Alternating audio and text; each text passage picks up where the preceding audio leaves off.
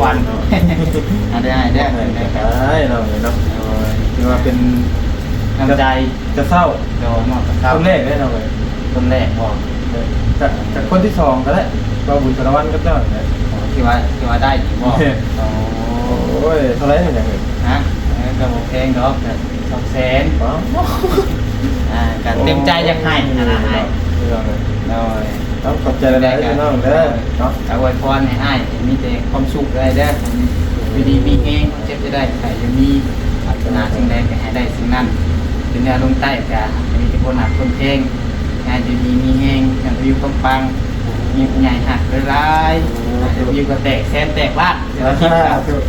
โอ้ยคือกันเด้อแต่ว่า เรียบร้อยอ๋อเบิ่งพี่น้องเอ้ยจวดดีอันนี้คือว่าห้องโถงนี่สำเร็จแล้วพี่น้องเนาะติดกระเบื้องกะโลเหนือแต่ยาแนวมาสั่นเนาะงามเด้พี่น้องเนาะสีขาวสะอาดหูสะอาดตาเปิ้นเวิน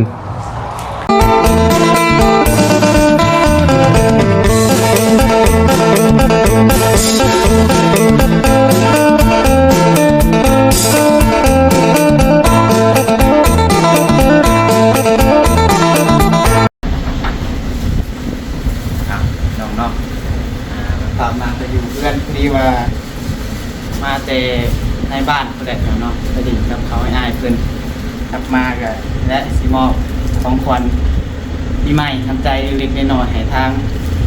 ให้ยาวเพื่อนเนาะให้เป็นของขวัญได้เราเนาะที่ว่าเป็น กำใจ จะเศร้า โดนหมดกับเขา ต้นแรกได้เราเลย ต้นแรกบอก จากคนที่สองก็ได้ก็บุญสารวัตรก็เจ้าเนี่ย ที่ว่าได้ถึงบอก โอ้ยเท่าไรอย่างเงี้ย ฮะก็บอกเพลงดอกแต่200,000กันเต็มใจจะให้ให้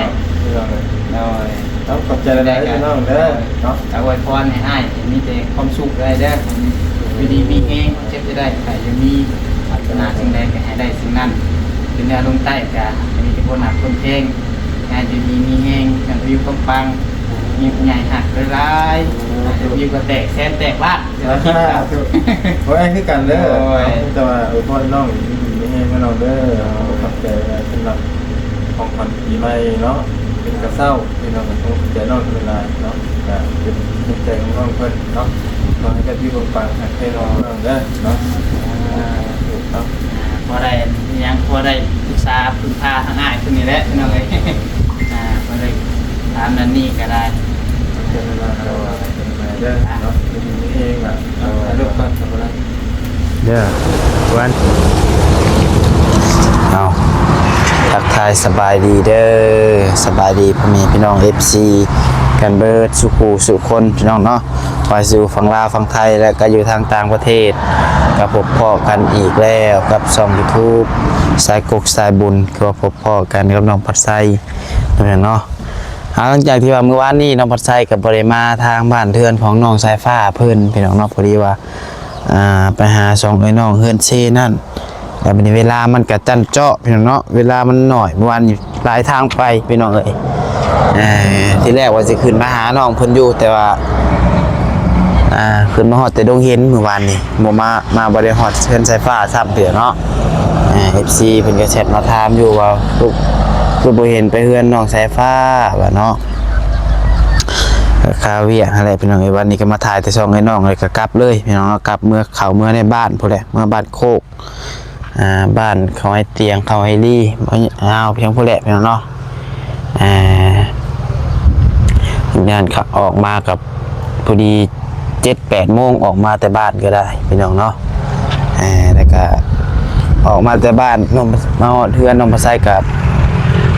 มอบกระเซ้าพี่น้องเนาะกระเซ้าให้ทางไอ้ยาวเพิ่นพี่น้องเลยก็เป็นของขวัญปีใหม่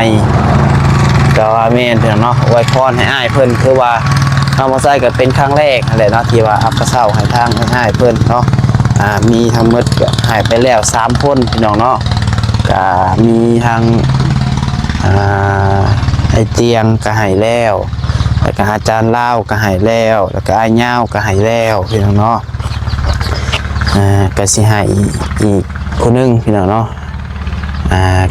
ก็ยังบ่บอกว่าสิเป็นไผพี่น้องเนาะให้ FC รุ่นนํกัน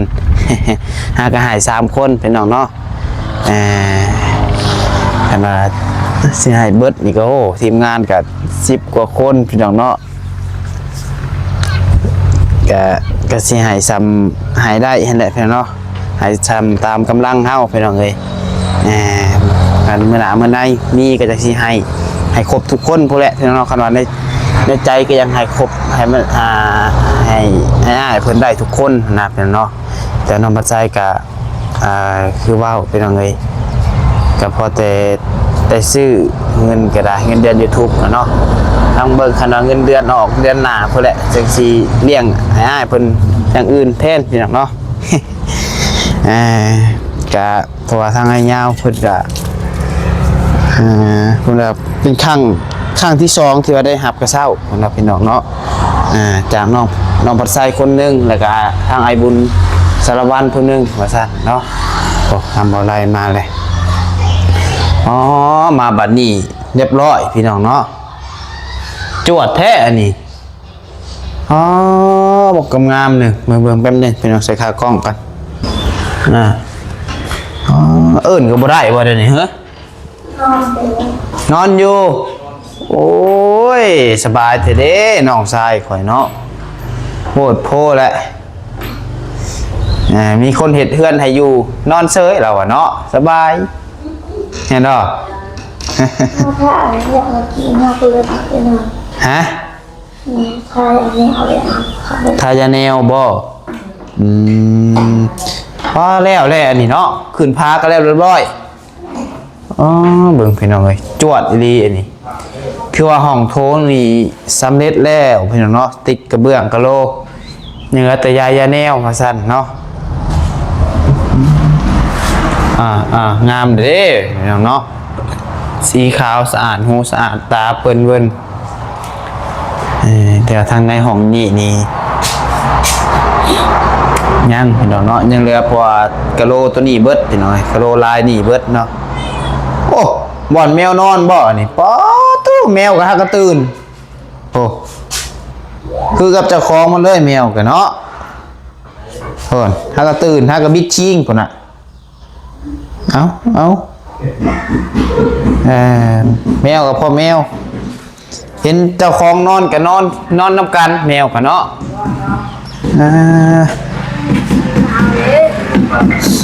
เครื่องไฟนี่ใช้ฟ้าก็มันยาวเลย เห็นบ่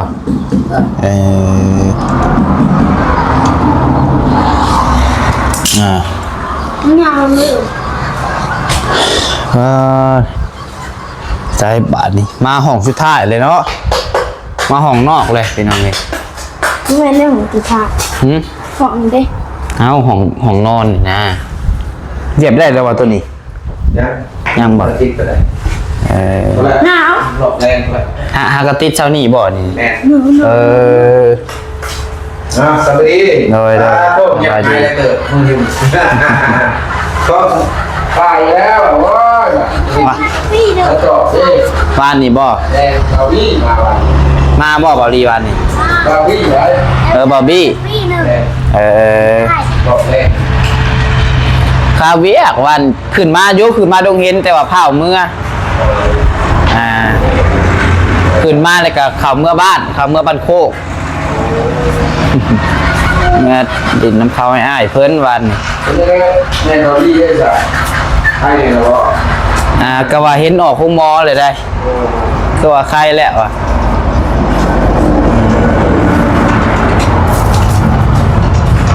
ที่แรกว่าสิขึ้นมาใส่ฟ้าอยู่วันพุดเวลามันจันเจาะหลายทางไปเมื่อวานนี่พระเจ้าอยากผูกแขนพระเจ้าอยากเข้าในบ้านพระเจ้าวันศีลแน่โอ้ยกะชั่วเลยเมื่อวานนี่เขากับเจ้ากับกำนันโยเพราะว่าเขาอ่ะพี่ใหม่เพิ่งมาไว้แค่ตอนขึ้นใช้เบียใช้งานใช้ฟ้าบริยูนะเพื่อนเลยตัดสินใจมาทำงานเจ้าก็เรียกมันศีลได้วันเฮ็ดเวียกบนมือประวันนี้ก็นี่เอ็นหน่อยละเนี่ยเราไปกับทางโซ่กับน้องคนดูเฮ็ดได้ไปขี่รถจักรแม่โอ้อันนี้เราขี่ขับเป็นผู้ใดครับ ที่เรียกว่าอัน ไปถึงจากที่นู้นที่ไทย ที่เรียกว่าแม่น้องสายฟ้าพาไปใช่ดอก โอ้แม่ลงเจอผ้า ลงคลองบ่ จะได้ขับ เนี่ยเนาะเจ้าขับบ่เป็นบ่จ้ะน่ะฮะเป็น กินนอนกันยังไงนะ อ่ามื้อหน้าพาสายผ้าไปลงคลองให้เด้อ ไปบ่สายผ้าไปสุก บอก เอ้าหดบ่เป็นหยังคือบ่แต่พอเขาไปเยียบมันยังบ่แห้ง โอ้ยไปบนแล้วเจ้าบนคักใหม่เลย ฮะ มาทำอะไร แท้ดุง เขา เห็น เป็นเขาเป็นป้าไทยบอลไม่เป็นกองแค่มูเป็นกองบอลคือกองแค่ใช่ไหมกองแค่นะโอ้ย เป็นอะไร ห่วยเข่าขันขายแล้วเนาะ ข่าวกันกับเฮานี่คือข่าวอะไร ตัวไพ่ฟอมกับเคยฟอมเหมือนไหน เด็กเด้อ คือกันบ่ FC หลายคนก็ย่องอยู่หลายคนอยู่ย่องเพิ่นว่าเพิ่นว่าคือกันน้องปัสไซกับผู้สาวหน้าตาคล้ายๆกันเพิ่นว่าแม่ก็ขอบคุณในไลน์พี่น้องเนาะที่ย่องก็บ่ปานนั้นพี่น้องก็พอเบิ่ง บ้านเมื่อเนาะ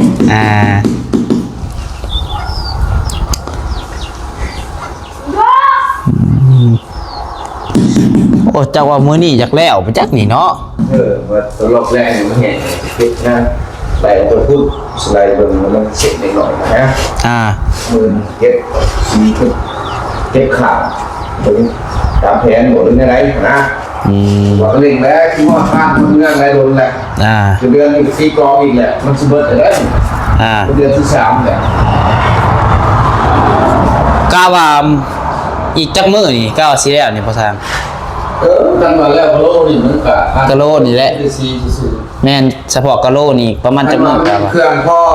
ตัวทางในนั่นเธอว่ามื้ออื่นนี่จะให้จบเพิ่นเลย คันห้องบุญทวีฮะบ่ ตัวของทวีของนี่มื้อนี้ให้จบแล้วไปขาดแล้ว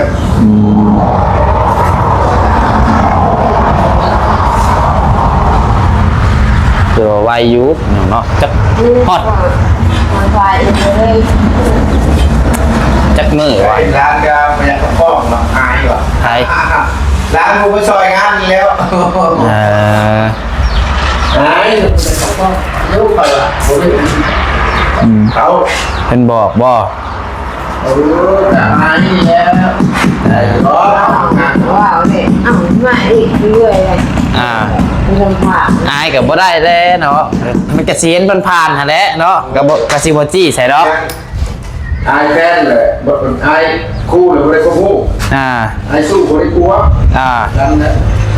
อายบ่รู้กันแล้วก็บ่เป็นหยังก็สิบ่ได้ถามน้องเพิ่นหั่นนะพี่น้องเนาะ เพิ่นสิว่าอะไรในมุมน้อย ก็พอฮู้อยู่ เขาเบิ่งออกอยู่น้องเพิ่นก็ 34 ปี มันคนบ่เคยเข้าก็บ่เข้าก็อายดีได้พี่น้องเนาะ ย่าหมู่เฮ็ดในโทรศัพท์ของแม่นอื่นเขา บางเทื่อยันหมู่เจ้ยชั้นตี้ติยันหมู่ว้าวใส่นั่นนี่แหละ แต่จริงหมู่คนมันจะเข้าได้ โอ้เอากับผู้หนึงแล้วเฮานี่กันเห็นกล้องจากแล่นใส่รถเฮาโอ้เห็นตอนนี้ลง TikTok ครับว่าเขาเบิ่ง แม่น ว่าโต เฮาติแต่บ่มีคนถ่ายยันแต่เพิ่นบ่ถ่ายเฮา ไปนี่ลืมเลย เรื่องแล้วว่าเจ้าก็ตะกี้ก็ย่านบ่ อายกันเลย อายบ่ตะกี้ก็เดี๋ยวนี้ก็อายเวียกน่ะเฮ็ดเคินๆอยู่น่ะดึงลงนี่ก็ส่งก็เคินเลยได้ฮะเอายอกเนาะ เกมทำเลยเต้นแค่นั้นเลยกับน้องเลยกับเพื่อนใจภาพก็เลยเอาเงิน ใส่ผ้าไปใส่มาพี่ไปเอาเรามาเนี่ยเดี๋ยวบอลลดหน่อยฮะขายมันเนี่ยน้ำฮะเอามาพี่น้ำเดี๋ยวบอลลดหน่อยฮะ ก็ว่าน้ำหรือว่าเป็นเอา แรงนะเอาอีกเลย ฮะ เงินไปขาเลย เป็นอะไรเห็นใจฟ้าเป็นอะไร นาค่ะนี่ แน่นนาเนี่ยนาข้าวที่บอกอะไรลองเอาหัวโดนมึงดูแต่ว่าฟ้ามันจะสิแตกนี่ ชายค่ะนะครับอี โอ้ย ยันพาพี่ได้สิแตกนี่ ว้าวแล้วแต่สิทางเลยเขาเห็น เกินสายฟ้าเนี่ยหน้าคักเอลีขวไม้เรา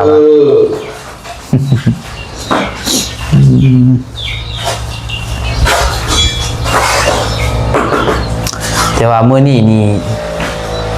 ก็ว่าอยากแล้วเพราะสำหรับติดพื้นนี่เนาะแต่ว่าขึ้นพาเก็บงานนี่น่าจะประมาณมื้ออื่นล่ะว่าพี่น้องเอ้ยคันว่าบ่มีหยังขัดข้องบ่มีหยังผิดพลาดคันว่าเครื่องของครบเนาะ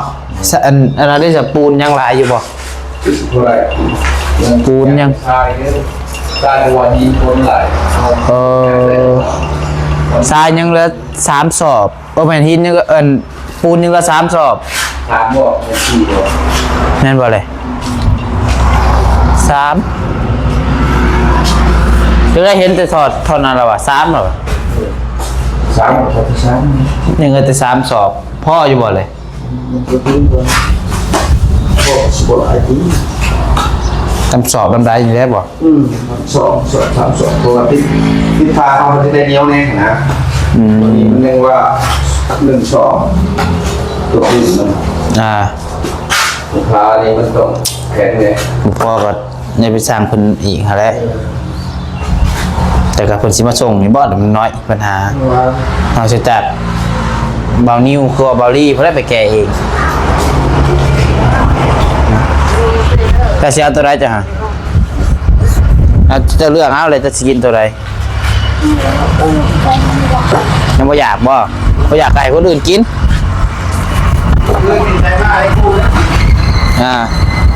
เสร็จเป็นยังน่ะคือมันข้ามกระต่ายแล้วล่นใช่ผ้าบ่กินบ่โอเคอ้าวไม่สุกเอาตัวใดเอาผ้าบ่จ้ะ ก็ไม่ได้กูคนก็สองคนได้ บ่ทราบฮะ แต่ว่าคืนนี้กับมันเราผู้ใหญ่2 คนได้คืนเลย ให้ร้านเจ้าบ่นี่ฮะเพิ่นกินบ่กินได้บ่เอาไม่ให้เพิ่นกันเพิ่นกินได้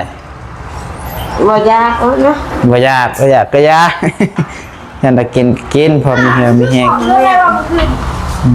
เอ๊ะ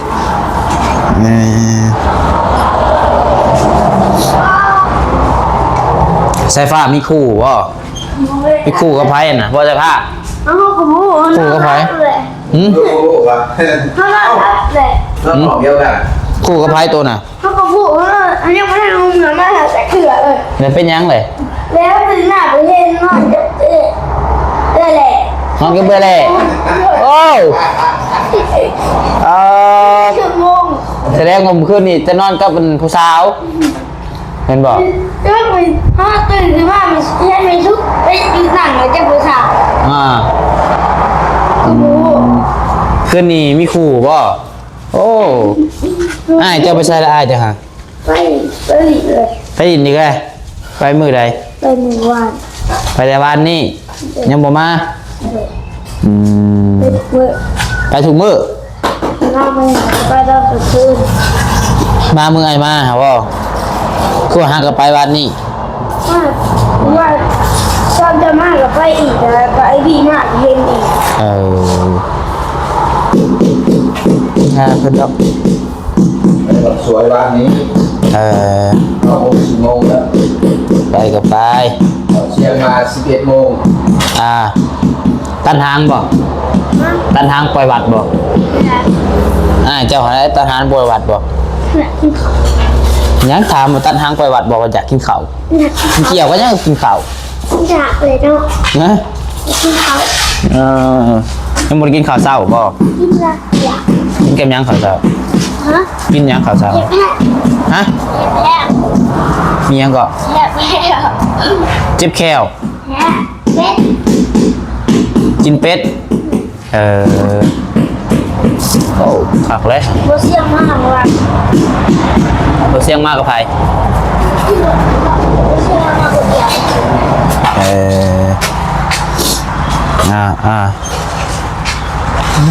ธรรมดาเนาะติดขึ้นนี่สู้หนาเติบได้นี่เนาะขอมือหนึ่ง ห้อง นึงกับผู้หนึ่งไทยว่ะ ขอมือหนึ่งพี่น้องเลยประมาณจักเส้นนี่บ่สร้าง แล้ว กะโลนี่ติดนี่ หอมใช่ชิวโอ้ย อะไรมันต่ำให้ลง ไม่ได้เลือกเนาะ ประมาณ2เส้น3เส้นนี่แหละเนี่ยสิค่อยยันเวลาฝนพระมาให้น้ำมันไหลลงไป อ่า ถ้ามันเพียงน้ำเขาใส่บาตรเขาไม่ขึ้นมาก ะโลนี่ก็เฉพาะอยู่ว่ากะโลนี่กันเนาะ ไปเดี๋ยว อาจจะพอบ่ ไปได้เลย ลูกคอยนี่ ยังไงแค่ คือลูกให้พ่อ อืม ถ้าขาดก็ขาด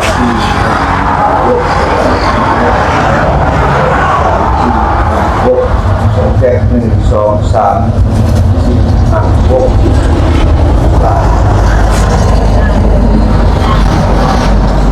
แก้ หาขามทางในฮะโอ้หาแก๊สทางนอกอีก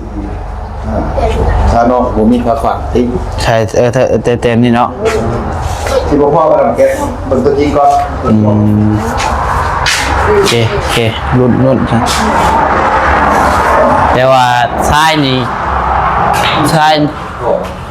ยนี่ก็จักสิพ่อบ่ เล่นมือ ก็ลองกล้ามลูกของเราพ่อเราส่งบอกให้รีบเผื่อเราขึ้นมาเลยสิบอกให้เราซื้อใส่กระสอบใส่ยังมานะ พ่อ ทรายนี่สิบ่พ่ออีกประมาณจักสอบกาว่าอยากได้ ก็แบบว่าเจ๊กระสอบ 7-8 สอบผมบอก เผื่อขาดเผื่อ เครื่องรถบ่ 6 สอบครับ6 สอบสอบเป็นไงจะพาขาดถ้า6 สอบ1 สอบเลย กินข้าว โอเคซะ ข้าวเนี่ย ตัวสิเบิดนี่ทรายเนาะทรายกับปูนนี่เฮากะว่าคือสิบ่พอเฮายังเหลือ3 3เนาะ เอาเฉพาะ3นี่อยู่นอกนี่บ่พอแล้วนี่เพื่อ ถ้าไม่อยากลูกก็จะ ขึ้นพาอีก ข้าว แต่ถ้าผมกินไปแล้วจ้ะ โอ้โห ขึ้นพานี่ก็บ่ต่ำและ2แม่นบ่ฮะ เชื่อ